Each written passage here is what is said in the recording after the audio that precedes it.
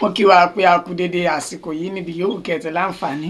látún ti máa darapọ̀ mọ́ wa lórí ìkànnì Arólé Baba 1010 TV 2 níbi tá a ti ń ṣe bẹ́ẹ̀ gbálẹ̀ gbòde múròyìn wá lájà balẹ̀ bí nǹkan bá ṣe ń lọ káàkiri orígun mẹ́rẹ̀ẹ̀rin àgbáláyé náà lọ́wọ́jà wá ń dé mímọ̀ ṣe tàwa náà kọ́ Elédùmarè òun náà ni a fi ọpẹ́ fògo fìyìn fún. A sì kí gbogbo ẹ̀yin tẹ́ jẹ́ olólùfẹ́ wa lórí ìkànnì yìí náà pé ẹ kú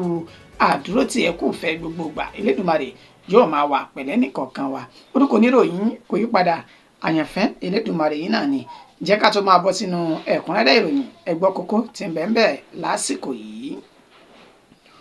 Olórí àwọn ọmọ ogun fìdíhẹ́ nílẹ̀ yìí ọ̀gágun Olúfẹ́mi Olúyẹdé ti pe àkíyèsí ìjọba àpapọ̀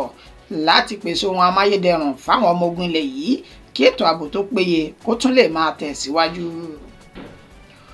Ọlọ́pàábìnrin tó tú àṣírí ọlọ́pàá akẹgbẹ́ rẹ̀ yìí tó ní ìbálòpọ̀ pẹ̀lú ọmọdébìnrin kan ní àtìmọ́lé ó ti pariwo síta báyìí wípé ọmọ òun tó jọmọbìnrin ó ti di àwátì. Ojú ogun lé àwọn ọmọ ogun ilẹ̀ yìí àti ikọ̀ Boko Haram jọ gbé pẹ́rẹ́gì ìjà kaná nínú èyí tí ọ̀pọ̀ ikọ̀ Boko Haram tó ti jáde láyé tán sì tún gbóhùn ìjà olóró oríṣiríṣi lọ́wọ́ wọn.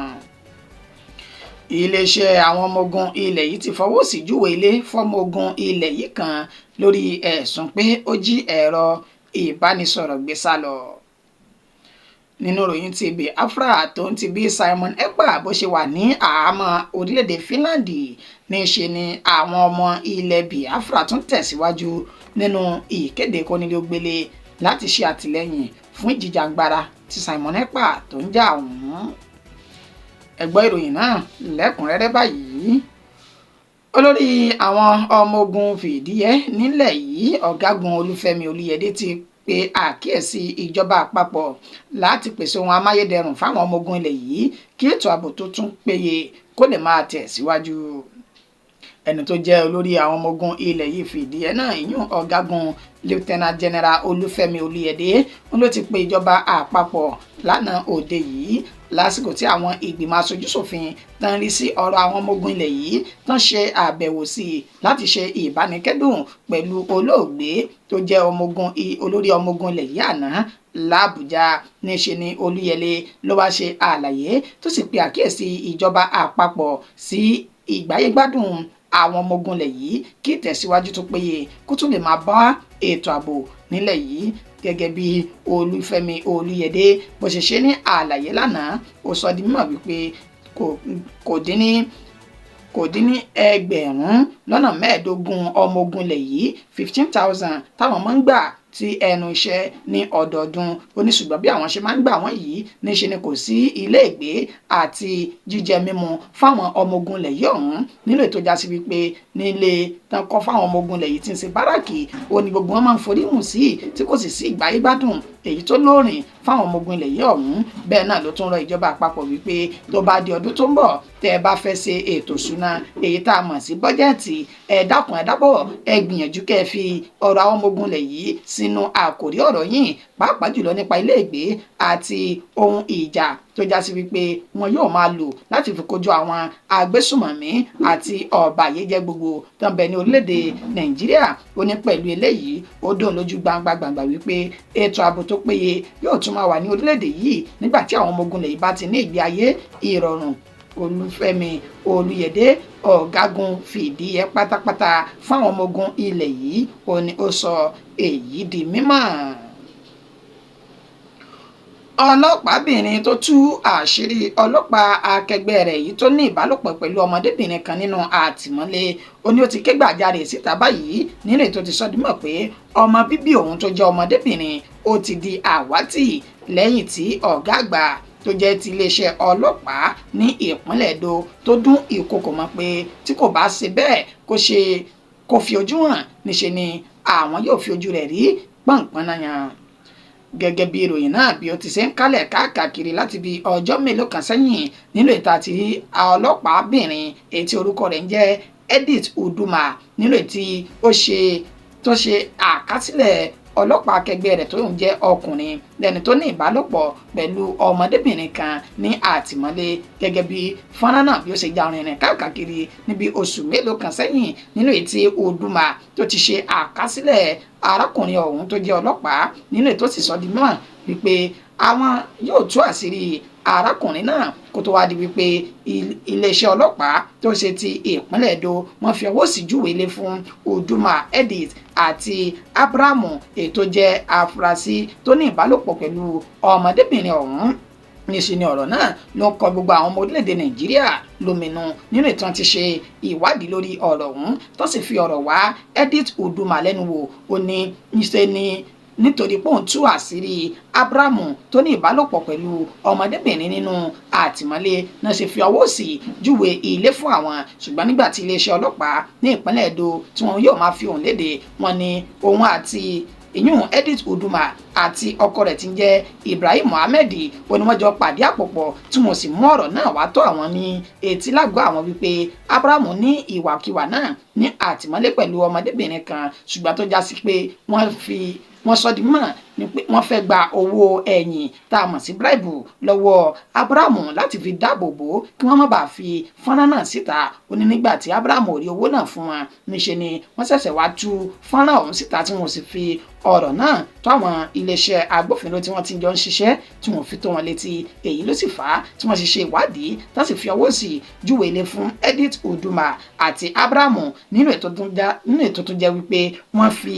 Ibrahim Mohammed wọ́n já ráǹkì rẹ̀ sẹ́yìn kúrò ní ipò tó wà. Àmọ́ ní gbogbo ọ̀rọ̀ náà ṣe ń lọ ní ìṣe ni wọ́n tó ti fi hàn léde wípé ọmọ àwọn tó jẹ́ ọmọbìnrin wọ́n ní àwọn ló ti di àwátì báyìí lẹ́yìn tí ọ̀gá ọlọ́pàá tí ó jẹ́ ti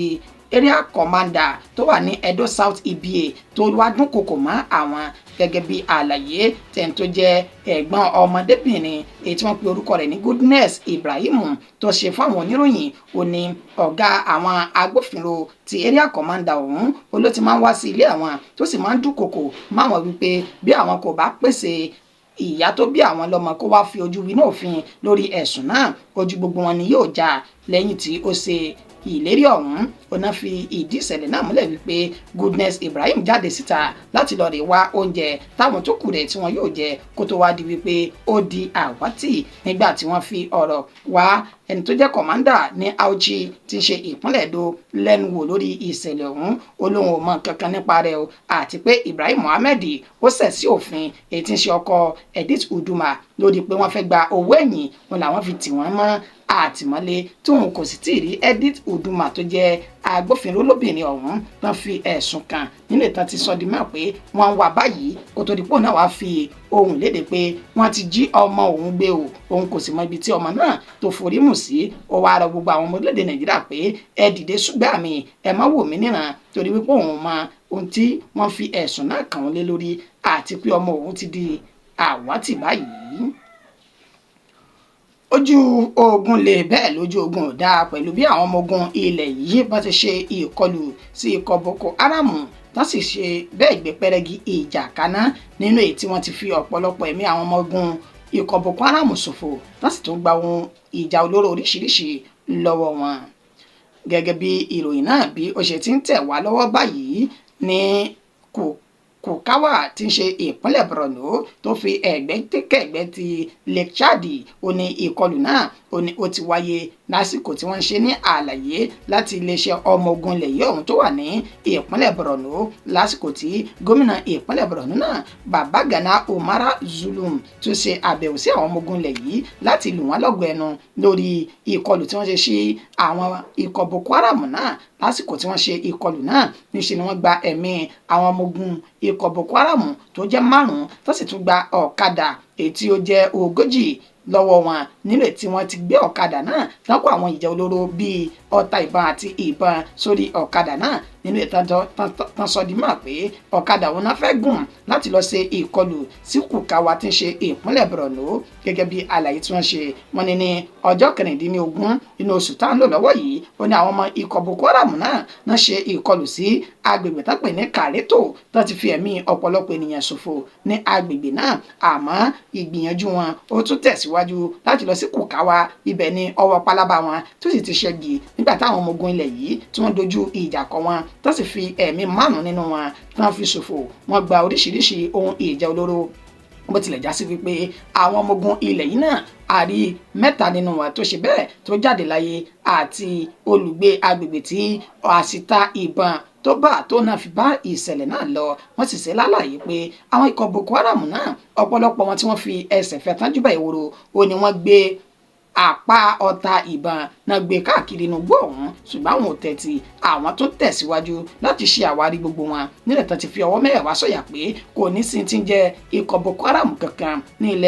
ìpínlẹ̀ Borno mọ́. Báyìí ni gómìnà ìpínlẹ̀ náà Babagana Zulum ló ṣe wá lù wọ́n lọ́gọ̀ ẹnu. Ó sì kí ààrẹ Bọ́lá Ahmed Tinubu wípé wọ́n kò fọmọnìyàn ṣe pẹ̀lú bá ṣe pèsè ohun ìjà olóró táwọn ọmọ ogun ilẹ̀ yìí ń lò láti fi kojú ikọ̀ Boko Haram kí ètò ààbò àti àlàáfíà tó péye kó lè wà ní gbogbo ìpínlẹ̀ Borno. Bẹ́ẹ̀ náà ni wọ́n sì sọ di mímọ̀ láwọn ọmọ ogun ilẹ̀ yìí pé àwọn ò ní sinmi o, àwọn ò sì ní tẹ̀tì àfìgbà táwọn bá tó lé àwọn ọmọ ikọ̀ Boko Haram náà àti àwọn ikọ̀ ISWAP wọ inú igbó réréré tí kò sì ní sí ohun tó ń jẹ́ ìkọlù wọn mọ́ lórílẹ̀‐èdè Nàìjíríà. Iléeṣẹ́ àwọn ọmọ ogun ilẹ̀ yìí ti fọwọ́ sí júwe ilé fọmọ ogun ilẹ̀ yìí kan lórí ẹ̀sùn pé ó jí ẹ̀rọ ìbánisọ̀rọ̀ gbé ní ilẹ̀ yìí. Gẹ́gẹ́ bí ìròyìn náà bí ó ṣe ń tẹ̀ wá lọ́wọ́, kọ́pọ́rà Kẹ̀nẹ́wẹ̀ nímọ̀ Lókójà ó ní wọ́n ti fi ọwọ́ sí júwe ilé fún báyìí lẹ́ni tí ó ní àmì ìdánimọ̀ aṣọ rẹ̀ ètò pè ní 12NA/67/3446 gẹ́gẹ́ bí àlàyé tí wọ́n fún àwọn oníròyìn. Wọ́n sọ di mímọ̀ wípé arákùnrin Lókójà yìí ó ní ó jẹ́ ẹ̀rọ ìbánisọ̀rọ̀ akẹgbẹ́ rẹ̀ lásìkò tí wọ́n lọ fún ìdánilẹ́kọ̀ọ́ kan èyí tó jẹ́ wípé àwọn ọmọ ogun ilẹ̀ yìí ó ní wọ́n ṣe bẹ́ẹ̀ tí wọ́n ná wọn lọ sí ilé ẹ̀kọ́ ọ̀hún. Lókójà náà ṣe ní àlàyé pé wọ́n ti gbé ga lẹ́nu iṣẹ́ rẹ̀ nínú èyí tí wọ́n sì sọ di mímọ̀ wípé wọ́n fẹ́ dá lọ́lá níbi ọjọ́ mélòó sí àsìkò yìí kó tó di wípé àṣírí rẹ̀ ó tú wípé ó jí ẹ̀rọ ìbánisọ̀rọ̀. Ibi tó ti jẹ́ ẹ̀rọ ìbánisọ̀rọ̀ yìí ibẹ̀ náà ló gbà lọ sí ilé wọn pẹ̀lú bá ṣe fi ọwọ́ sí júwe lé fún pé áwù ìwọ kò yẹ lẹ́ni tó lè wà ní àwùjọ wa torí pé ìwà tó wù yìí ó tako òfin àti ìlànà tọmọ ogun ilẹ̀ yìí. Pẹ̀lú bí Simon Ekpa bó ti wà ní àtìmọ́lé ìjọba orílẹ̀-èdè Finland báyìí nínú ètí ìgbàgbọ́ wà wípé ó ní yóò jẹ́ kí ètò ààbò tó péye kó tó tẹ̀síwájú ní gbogbo ilẹ̀ Ìgbò. Níṣe ni ọ̀rọ̀ tó bẹ̀yìn yọ o pẹ̀lú bí àwọn ọmọ ilẹ̀ Biafra náà bí wọ́n ṣe tún pa òfin tí Simon Ekpa tó pa láti lè jẹ́ kí oníkúlùkù wọn kí wọ́n wà ní ilé wọn ní gbogbo ọjọ́ ajé tí ń ṣe Monday. Lánàá òde yìí ní ṣe ní kọ ìròyìn àrólé bàbá 1010 TV2 ló ṣe àwárí àti àbápàdé àwọn fọ́nrán kan nílẹ̀ tán ti ṣe àfihàn bí àwọn ọmọ ilẹ̀ Ìgbò bí wọ́n ṣe bọ̀wọ̀ fún òfin kónílé-ó-gbélé èyí tí Simon Ekpa tó ṣe ọ̀hún láti lè jẹ́ wípé àwọn ń ṣe àtìlẹ́yìn fún òmìnira ilẹ̀ Biafra. Ìjìjàǹgbara tí Simon Ekpa àti Nnamdi Kanu tí wọ́n ń pè fún gbogbo ilẹ̀ Ìgbò pàápàá jùlọ ní àwọn ìpínlẹ̀ bíi Anambra, Abia àti àwọn ìpínlẹ̀ ilẹ̀ Ìgbò míì ó ní ìkéde kónílégbélé ló tún ti tẹ̀síwájú lánàá òde yìí tó sì ń sọ di mọ́ pé wọn kò fi tipátìkúùkù mú àwọn o ṣùgbọ́n àwọn náà mọ̀ tó tọ́ àti tó yẹ torí pómìnira táwọn ń jà fún òun náà ní Nnamdi Kanu àti Simon Ekpa ló ń pè fún ìdí èyí àwọn wà ní ilé àwọn ò sì jáde ní gbogbo ọjọ́ ajé Monday. Ìròyìn wa kò jù báyìí lọ fún ti àsìkò yìí. Ẹni tó ṣe àkójọpọ̀ rẹ̀ tó tún kà sí ti ìgbọ́yìn náà ní àyànfẹ́ Elédùmarè kí oníyàn pé wọ́n ṣe ọlọ́kà ẹ̀ṣẹ̀ ẹ̀yìn tẹ́ bá fífẹ́ jẹ́ náà ẹ kú àìbínú pẹ̀lú bẹ́ẹ̀ ṣe gbà á ní fẹ́rẹ́ jogi. A máa fi àsìkò yìí ṣe ìlọ ṣùgbọ́n ká tó máa dágbére kó dàbọ̀ ẹ má gbàgbé láti bá wa subscribe sórí ìkànnì yìí. Bákan náà tẹ́ bá ní ọjà kan àbí òmíì tí ẹ fẹ́ polówó lórí ìkànnì àrólé bàbá 1010 TV2 tájú ó sì bùgbàjẹ́ ní wàràǹsẹ̀sà tájọ farasajé bíi ti ṣẹṣẹ fún ẹ kàn sí wa ní inú comment section a sì máa fún yín ní èsì ní wàràǹsẹ̀sà títí dìgbà tátù padà máa fún yín ní ìròyìn míì lájà balẹ̀. Orúkọ mi ò ní yí padà, àyànfẹ́ Elédùmarè yìí náà ni. Títí dìgbà náà ẹni àsànwásówó àsànwásọmọ àtẹ̀kú tí ń ṣe baálé ọ̀rọ̀.